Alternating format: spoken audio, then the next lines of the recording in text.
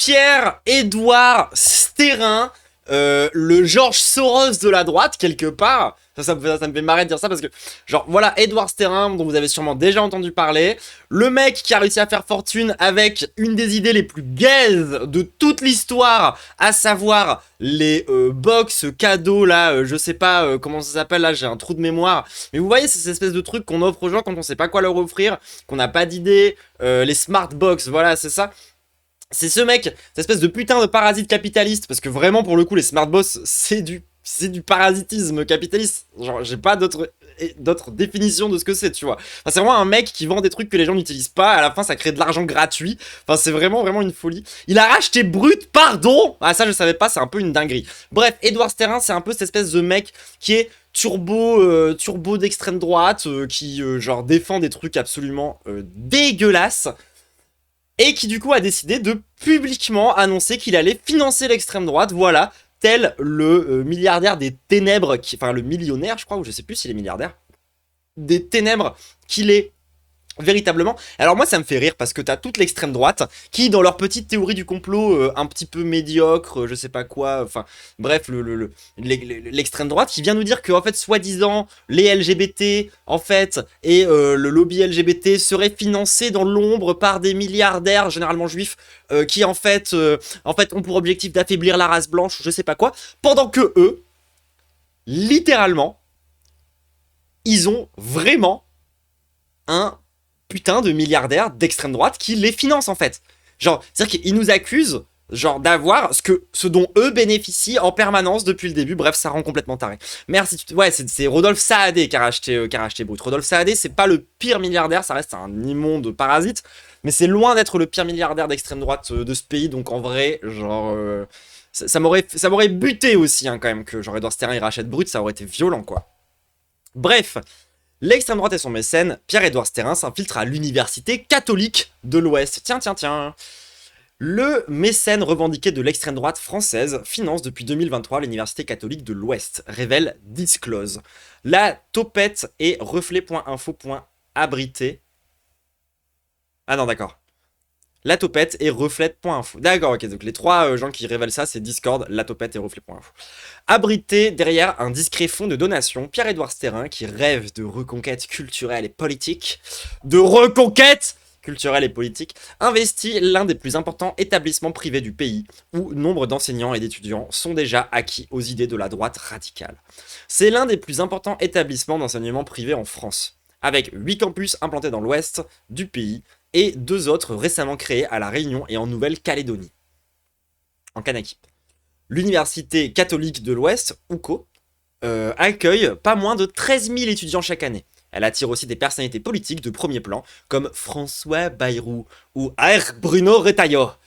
S'y sont rendus respectivement en 2022 et 2023 pour prononcer le discours inaugural du département de sciences politiques du campus d'Angers, le fief historique de l'UCO. Une autre personnalité de plus en plus influente à droite s'intéresse aussi à la Cato. Son nom, Pierre-Édouard Stérin. En 2023, sa capacité spéciale, être une immense merde réactionnaire. Son pouvoir, l'argent. En 2023, l'homme d'affaires qui a connu le succès grâce au coffret cadeau Smartbox et dont la fortune est aujourd'hui estimée à 1,6 milliard d'euros, est devenu l'un des grands mécènes de faculté, comme l'ont découvert des grands mécènes de faculté. Okay.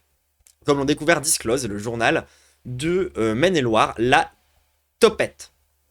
À 51 ans, l'entrepreneur exilé fiscal en Belgique, oui c'est ce fameux patriote qui habite en Belgique, se dit animé d'une mission quasi divine. Investir. Attendez, faut que je prononce avec un accent allemand. Ah, nous voulons investir pour le redressement de la France et la promotion du Christ de la race blanche. Sa bataille culturelle, il entend la mener au travers d'un plan bien précis nommé Périclès. Est-ce qu'on se rappelle ça veut dire quoi Périclès? Let's go pour patriote, enraciné, résistant, identitaire, chrétien, libéraux, européen et souverainiste. Le programme révélé par l'Humanité est doté de 150 millions d'euros sur 10 ans, dont une partie doit servir, par exemple, à aider le Rassemblement national à conquérir 300 villes aux élections municipales de 2026. Celui qui réclame plus de bébés de souche européenne, je veux plus de bébés blancs, entend aussi et surtout investir dans l'éducation qui, selon lui, doit être reprise au cerveau de gauche. Ah, il a trop le seum que les intellectuels de ce pays soient tous de gauche. Ça vous apprendra à être des putains d'obscurantistes. Institut de formation politique, école de journalisme, établissement privé catholique, le businessman a fait de l'école son premier terrain de lutte idéologique. À l'Académie Saint-Louis, un internat catholique qu'il finance dans le Loir-et-Cher et où Disclose s'est rendu lors d'une journée porte ouverte au printemps dernier, la reconquête passe notamment par le recrutement des équipes éducatives. Ici, pour assurer les cours d'éducation à la vie affective et à la sexualité, la direction va faire appel, selon nos informations, à des religieuses et des mères de famille formées par l'Alliance Vita, une association anti-avortement et aux valeurs pourtant très éloignées du programme officiel. Let's go, putain! L'Alliance Vita, ils sont aussi contre le mariage pour tous, ils disent que l'homosexualité c'est genre un péché, enfin on est dedans, hein. Là on est dedans. C'est dans cette optique de combat idéologique, politique et culturel que Pierre-Édouard Sterrin a jeté son dévolu sur l'Université catholique de l'Ouest. Son plan débute le 12 octobre 2022, comme chaque grand méchant. Ce jour-là, Alban de Rostou, alors bras droit du milliardaire et administrateur du Fonds du bien commun, sa fondation philanthropique a rendez-vous en visioconférence pour valider la création d'une discrète mais influente structure, le fonds John Henry Newman, dédié au développement de la recherche universitaire à l'UCO. J'imagine qu'il ne finance pas la recherche décoloniale hein, et la recherche du genre, ça m'étonnerait. Il s'associe alors avec Gaël Ivenik, l'actuel président de l'université catholique, son ancien recteur, Dominique Vermertsch, et Vincent Strauss, un ancien gestionnaire d'actifs, selon les statuts obtenus par Disclose et ses partenaires. C'est l'ancien recteur de l'UCO, Dominique Vermertsch, qui prend la présidence du fonds. Je vais donc vraiment le prononcer à l'allemande. Dominique Vermertsch, qui prend la présidence du fonds. De quoi faire plaisir à Pierre-Édouard Sterrin pendant 10 ans. Dominique Vermertsch a en effet dirigé la rigoriste communauté de l'Emmanuel. Oh, on a déjà entendu parler de ce truc-là. Longtemps fréquenté par de nouveaux mécènes de l'UCO. Le fonds John Henry Newman, doté d'un capital de départ de 15 000 euros, est aujourd'hui pourvu de 1,3 million d'euros, selon ses derniers comptes annuels disponibles, hein, mais bien évidemment, c'est le lobby LGBT hein, qui est financé par les bien sûr, hein, c'est pas du tout eux qui font une espèce de lobbyisme réactionnaire complètement ouf. Opération camouflage. Grâce à cette manne, l'établissement catholique a d'ores et déjà financé des travaux de rénovation sur l'un de ses campus, ainsi qu'un poste administratif, un projet de colloque et une chaise sur les questions. Ah mais attendez, genre... Et sinon, ça vous dit pas, genre, on donne de l'argent public à l'école publique aussi, tu vois, genre, ou genre, c'est ouf quand même que les universités de fachos dans lesquelles on t'apprend qu'en fait, avorter c'est un meurtre et que l'homosexualité c'est un péché qui va te faire aller en enfer, ils ont l'argent pour rénover leurs locaux et que la totalité des gens qui sont profs que je connais sont dans des bâtiments dans lesquels il y a littéralement de l'eau qui tombe du plafond quand il pleut, mais à l'aide. Montant des dépenses, 127 000 euros. Mais sur l'origine de cet argent, la direction de la Cato reste très discrète. La plupart des enseignants contactés pour cette enquête n'ont pas de connaissance de l'implication du milliardaire. Quant au site internet du fonds John Henry Newman, dont une page mentionnait son partenariat avec le Fonds du bien commun, il a été mis hors ligne cet été. Oh dommage. Seule référence à l'alliance scellée entre la faculté privée et l'œuvre caritative de Pierre-Édouard Sterrin, une vieille publication datant de décembre 2022, sur le profil LinkedIn de l'UCO. Donc là on peut voir sur cette photo postée sur LinkedIn, le 8 décembre 2022, on peut voir Alban de Rostou, à gauche, directeur du Fonds du bien commun jusqu'en 2024, Gaël Ivenik au centre, président de l'Université catholique de l'UCO, et Arnaud Rérol, cofondateur du projet Périclès. Donc là, on peut voir littéralement l'institution scolaire qui traîne avec Édouard Sterrin, avec ses potes nazis, quoi. Même les représentants syndicaux de l'établissement n'ont pas été informés du montage financier. Le 30 novembre... Non, en fait, c'est ouf, parce qu'il fait que ça, Édouard Sterrin, et à chaque fois, il se fait gauler en plus. Le 30 novembre 2023, le délégué syndical CFE-CGC, Bruno Deutsch, a interrogé le comité économique et social de la fac pour savoir si le fonds de donation ne demande pas en même temps certaines orientations. Réponse du directeur des ressources humaines, le risque que vous évoquez n'est pas inexistant. Sans préciser pour autant les raisons qui l'ont conduit à dire cela. Waouh! Alors, attendez, quoi? Genre, il y a un mec, du coup, d'un syndicat qui est venu en disant oui, bon, par contre, le fait que vous touchez du fric de la part de l'extrême droite, est-ce que ça risque pas d'avoir une orientation idéologique à travers, du coup, ce que vous allez faire concrètement? L'institution, elle a littéralement répondu peut-être.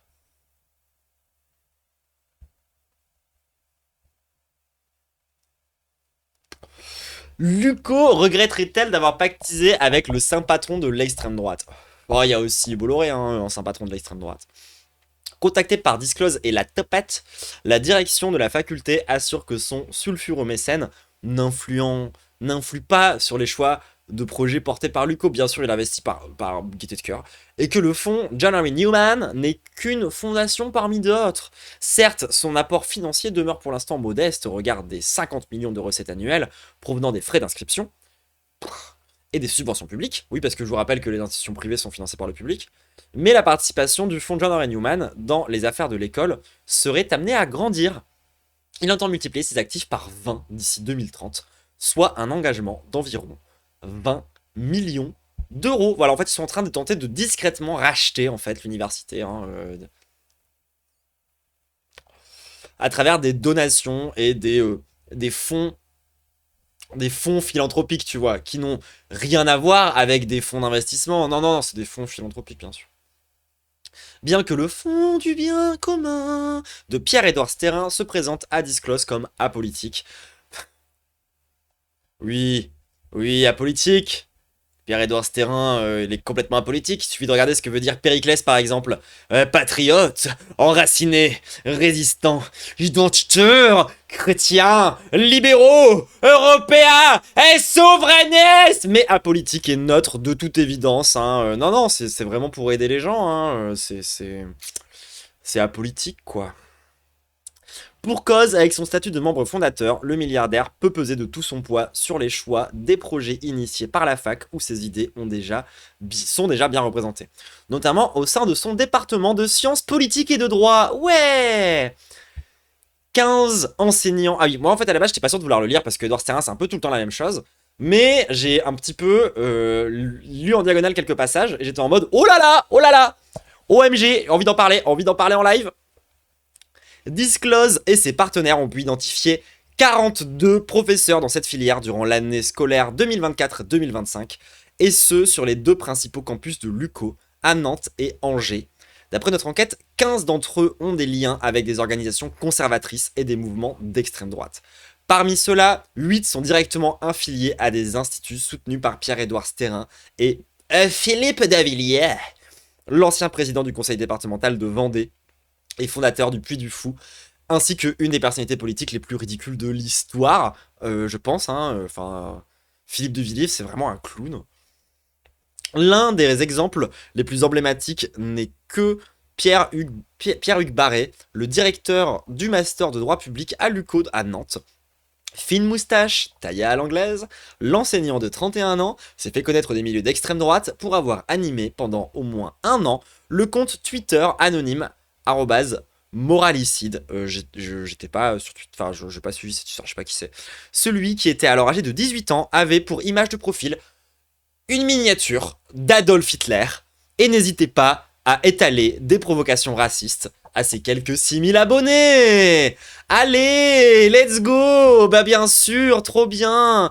Du coup voilà, c'était écrit humour cruel @moralacide avec un drapeau cringe avec 2 étoiles de David. Je suis blanc, homophobe, antisémite, xénophobe, sadique et asocial. J'aurais bien ajouté raciste, mais je ne peux pas faire comme si je m'intéressais aux noirs. Wow, ok, d'accord. Donc voilà, ça c'est petite ambiance, de la part du coup de ce petit moustachu, voilà, voilà. Ah oui, attendez, ah ouais, c'est ça que j'avais lu qui m'avait rendu complètement folle. Donc là, ce mec, qu'est-ce qu'il avait pu écrire? On se demande. Un noir, c'est comme une pomme. C'est mieux pendu à un arbre. Écrivait-il, par exemple, le 2 octobre 2013. Poursuivi en octobre 2014 pour injure publique et incitation à la haine, à la violence et à la discrimination, Pierre-Hugues Barré se présentait sur ce compte Twitter comme homophobe, antisémite et xénophobe. Contacté par Disclose, le juriste rejette aujourd'hui la faute sur son jeune âge. Ah bah, qui n'a pas été un espèce de turbo maxi nazi dans son enfance, je vous le demande. Enfin, tu sais, genre, le mec, non mais ça va, j'étais au Ku-Klux-Klan, mais c'était une erreur de jeunesse. Ce qui ne l'a pas empêché d'être présent le 20 février 2021 à un rassemblement de soutien au groupe d'extrême droite Génération Identitaire, dissous quelques jours après par le gouvernement. Sur ce point, Pierre-Hugues Barret n'a pas souhaité faire de commentaires. Oh bah oui, c'est la fameuse erreur de jeunesse que tu continues à faire tout au long de ta vie, quoi. En revanche, la direction de l'établissement semble avoir pris la mesure du problème. Le 11 septembre, veille de la publication de l'enquête sur Disclose, le journal Presse Océan indique que le directeur du master a été écarté de l'UCO. C'est pour ça que j'aime bien les articles de Disclose, ils ont toujours des impacts de baiser. Un enseignant en première année de licence a également attiré notre attention. Il s'agit de Gabriel Morin, un membre actif de la communauté de l'Emmanuel, celle fréquentée par Pierre-Édouard Stérin. Filmé par une équipe du JT de France 2 en 2017 pour un reportage sur un camp de virilité, l'enseignant explique que la peau de l'homme est plus épaisse que la peau de la femme, comme si le corps de l'homme le préparait à affronter l'extérieur et les travaux plus rudes. Sollicité pour approfondir ce qui est complètement con et faux d'ailleurs. Sollicité pour approfondir la question, Gabriel Morin n'a pas souhaité s'exprimer. On peut citer également les maîtres de conférences Basile Méran, Marc Dupré et Philippe Pichot. Ces trois-là ont animé le 25 novembre 2023 à Paris un colloque sur le droit naturel organisé par l'Association des juristes de l'enfance et Famille et Liberté, proche de la manif pour tous. Ah bah oui, genre, on vient de parler de droit naturel, généralement c'est soit un délire suprémaciste blanc, soit un délire contre l'avortement, soit un délire contre les homosexuels. À cette occasion, le spécialiste de l'histoire du droit, Philippe Pichot, a présenté l'avortement comme une souffrance qui blesse la nature de la femme en détruisant son sein, un être vivant. Nah, l'avortement est un meurtre. Ce dernier n'a pas donné suite à nos demandes d'entretien. Voilà. Son CV mérite pourtant qu'on s'attarde sur son cas. Un temps enseignant à l'ICEP, école privée fondée par Marion Maréchal, Philippe Pichot est officier à l'ICES. L'ICEP, si vous ne connaissez pas, c'est l'Institut de formation politique, c'est un enfer. Ah non, je crois que c'est encore autre chose que l'Institut de formation politique. Bref, les deux, c'est un enfer. L'Institut catholique de Vendée, créé par Philippe Tavillier, a participé en 2021 à des conférences pour une association royaliste proche de l'Action française des terroristes, on rappelle. On retrouve également ce passionné de la contre-révolution vendéenne dans les effectifs de l'Institut de formation politique. Ah bah voilà, j'ai confondu l'ICEP et l'Institut de formation politique, un organisme financé par Pierre-Édouard Stérin, ou encore des ondes du média d'extrême droite, Radio Courtoisie. Alors si vous ne comprenez pas l'impact de l'ICEP et de l'Institut de formation politique, sachez qu'il y a 2-3 personnalités dont vous avez déjà peut-être un petit peu entendu parler qui sont passées par là-bas. Genre, l'Institut de formation politique et l'ICEP, par exemple, sont responsables de la formation médiatique, au hasard, de façon un peu récente, de Thaïs Descuffon, de Alice Cordier, de, plus récemment, Marguerite Stern et Dora Muto. Ils ont aussi formé pas mal des droitards les plus visibles que vous connaissez, beaucoup d'influenceurs d'extrême droite dont vous avez déjà entendu parler sont passés par là, en fait, tout simplement. Parmi les professeurs que nous avons pu identifier, il y a aussi ceux qui ont flirté ou flirtent toujours avec le militantisme de droite. Mathieu Manceau, chargé de TD en politique publique, a adhéré au micro-parti de Bruno Retailleau, selon Politis, avant de se présenter aux élections législatives de 2024 dans les Deux-Sèvres sous l'étiquette LR. Quant au professeur José Fuente, qui dispense un cours magistral de sciences politiques, il a été jusqu'en 2019 le bras droit de Gilles Bourdieu, pas Bourdieu, attention, Bourdouleix, l'ancien maire de Cholet, condamné pour incitation à la haine raciale. Questionné, toujours des noms de merde les nazis, questionné au sujet de leurs engagements politiques, ni Mathieu Manceau ni José Fuente n'ont répondu à nos questions. Quant à la direction de la Cato, interrogée sur la concentration de profils marqués à droite au sein de sa filière Sciences Po, elle se contente de prévenir que l'université ne saurait être tenue responsable d'opinions ou d'actions personnelles antérieures de certains intervenants, tant que celles-ci n'ont aucune incidence dans le cadre de leurs activités académiques et respectent le droit. Non mais c'est des professeurs de politique. À quel moment des professeurs de politique, leur positionnement politique n'a pas d'impact sur leur cours de politique?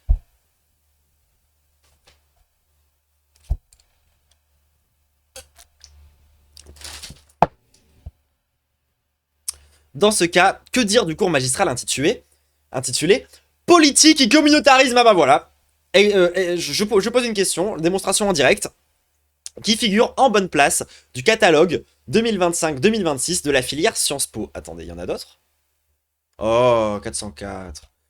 D'après le résumé du cours dispensé par un certain Adrien Louis, l'immigration est présentée d'emblée comme un problème, voilà, tout simplement, que les sociétés libérales ont du mal à affronter. Hein, n'est-ce pas? C'est pas du tout les mêmes sociétés libérales qui ont organisé l'immigration pendant, genre, hyper longtemps. C'est pas du tout le monde libéral, en fait, qui a fait en sorte qu'on vit dans un monde complètement mondialisé, et l'immigration n'a vraiment jamais été organisée par la droite, bien sûr.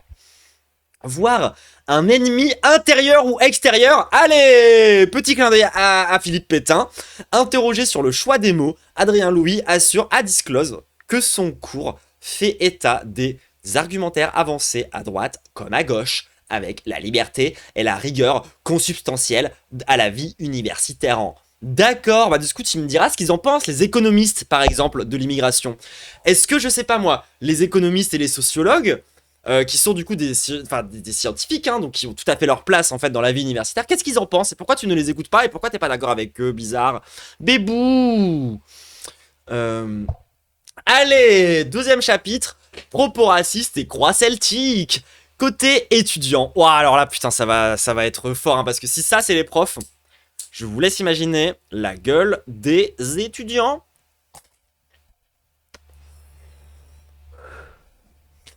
Côté étudiant, l'extrême droite semble également avoir retrouvé de solides relais sur les bancs de l'UCO. Certains élèves assument même leur position raciste, à visage découvert. Il y a 2 ans, en plein milieu du campus d'Angers, un étudiant parle à une amie d'un autre élève de la faculté. Une sombre merde, dit-il, d'après une vidéo restée en ligne quelques jours et que nous avons pu visionner. Il est juif, ajoute-t-il. Rien que son nez, ses oreilles, son patronyme. Des propos à caractère antisémite. Quoi? Mais je croyais que l'antisémitisme en France, c'était la gauche de Mélenchon.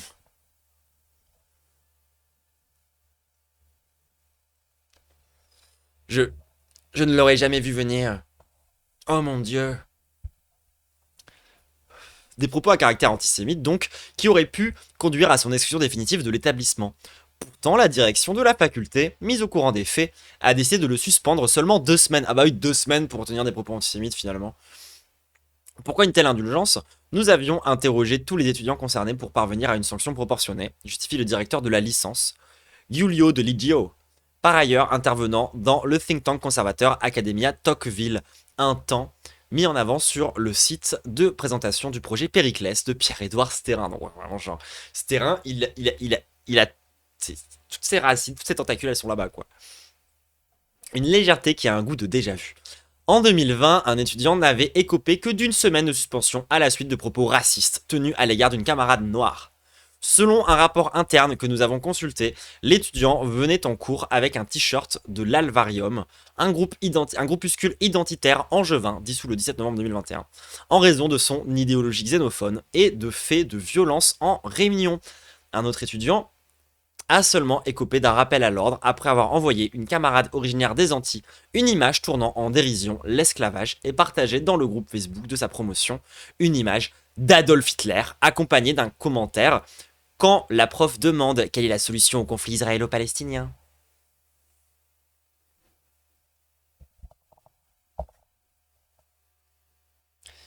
Et après on me dit que j'abuse quand je traite tout le monde de nazi.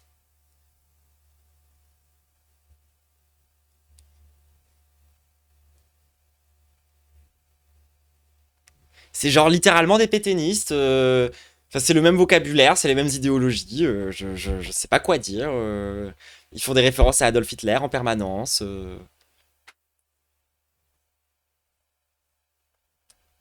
En réaction, 5 étudiants ont adressé le 8 août 2021 une lettre au conseil d'administration de l'établissement. Ils y critiquaient la volonté de l'Université catholique de l'Ouest d'étouffer l'affaire et l'absence totale de sanctions face à l'irrespect et le racisme, la xénophobie, le sexisme de certains étudiants. Sur le campus de Niort, où 80 personnes étudient la science politique, des étudiants ont également dénoncé, début 2025, une ambiance délétère, marquée par une idéologie misogyne et violente contre les minorités. En mars, l'UCO a fini d'exclure un étudiant niortais accusé de « Salut nazi !» Hein, voilà. Au bout d'un moment. C'est donc dans ce climat, qui se trouve jusque sur les murs de la faculté d'Angers, que se déploie l'emprise de Pierre-Édouard Stérin. Donc par exemple, là on peut voir des salles de classe où des gens s'amusent à faire une petite croix celtique. Alors les gens, si vous connaissez pas la croix celtique, c'est vraiment le nouveau... la nouvelle croix gammée, hein. Enfin, je veux dire... c'est comme des croix gammées de faire ça, hein. Enfin... Une enseignante se souvient avoir vu des croix celtiques taguées sur les portes d'ascenseur de chaque étage du bâtiment principal de l'université. Au cours de l'année 2022-2023, une pratique qui ne semble pas s'être passée de mode. Toutes les dérives, s'il y en a, sont traitées, se défend la direction de l'université catholique, qui fête cette année ses 150 ans d'existence. Voilà la gueule que ça a, l'entrisme d'extrême droite à l'université, hein. Ça a quand même une autre gueule que quand nous on fait des études de décolonial ou qu'on fait des études de genre, hein. Enfin, genre, c'est bien nazi, hein. Enfin, je sais pas, enfin... Voilà, désolé, genre au final le point nazi, ça aurait été... On a fait 4 points nazis aujourd'hui différents, mais ouais. Donc voilà, maintenant vous êtes au courant pour l'Université catholique de l'Ouest. On va arrêter aujourd'hui sur les trucs de nazis, c'est promis. Après, on passe sur un programme un poil plus chill. Mais oui, évidemment, le problème, hein, dans ce pays, ça reste les islamo-gauchistes, wokistes, hein, bien sûr. Ça n'a absolument rien à voir avec les nazis qui, genre, investissent dans les universités. Enfin, je sais même pas comment conclure, en fait, cet article, quoi. C'est genre... c'est toujours la même chose avec Pierre-Édouard Stérin, tu vois. C'est que tu commences par diguer un petit peu comment ce mec finance des trucs. Tu creuses les trucs que ce mec finance. Tu regardes qui c'est qui sont impliqués. Tu remontes un peu l'historique de qui c'est ces gens-là. Et tu tombes sur ça. Systématiquement. Systématiquement. Genre, vraiment, le fond du bien commun, genre, chacun des projets est hyper red flag. On avait déjà réagi au truc là de Vincent Lapierre où il était allé dans une... comment dire, dans une espèce de spectacle un peu du cirque là, qui était une espèce de micro puis du fou quoi, et au final c'était exactement pareil. Genre le mec du coup il a financé une espèce de spectacle qui parle de l'histoire de la France, en omettant la Révolution française, et qui c'est qu'on rencontre lorsqu'on va sur place et qui c'est qu'on croise là-bas? Des négationnistes. Genre des vrais négationnistes, des gens qui disent que les chambres à gaz n'ont pas existé.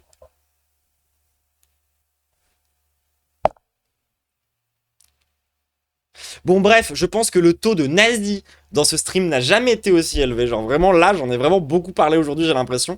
Il est grand temps qu'on passe à autre chose. Kiss YouTube, n'hésite pas à me lâcher ton meilleur soutien si tu en as le cœur.